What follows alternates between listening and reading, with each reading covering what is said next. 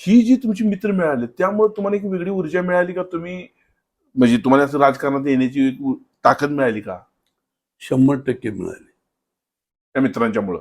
पतंगराव, विलासराव, आम्ही कॉलेजमध्ये असताना अटल बिहारी वाजपेयीचं भाषण ऐकायला जायचो. आम्ही तिघेही जायचो. अटल बिहारीचं? हो, बर.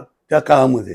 कुठलं भाषण एखादं ऐकलं का तुम्ही? तिथे डेक्कनला त्यांचं मी भाषण ऐकलेलं. ते सावरकरांच्या जयंतीवर झालेलं तेच काय? झालेलं आहे. डेक्कनवर झालं, एच.पी. कॉलेजला झालं. बरं, हा, मग बरं. तेव्हा विलासराव, मी, पतंगराव आम्ही बरोबर होतो भाषण ऐकायला. आम्हाला अटल बिहारी हा भाजपचा नेता खूप आवडायचा. तिघांना पण? हा, तिघांना पण. बरं, पण आताचे नाही. बरोबर की. बरं, त्यावेळेस अटल बिहारींच्यावर आम्ही प्रेम करायचो. आम्ही म्हणायचो हा काँग्रेसमध्ये नेता पाहिजे होता. क्या बात आहे. हा चुकून भाजपमध्ये गेला. एवढा चांगला. आणि पंडित नेहरूंच्या पुस्तकात मी वाचलं होतं हा.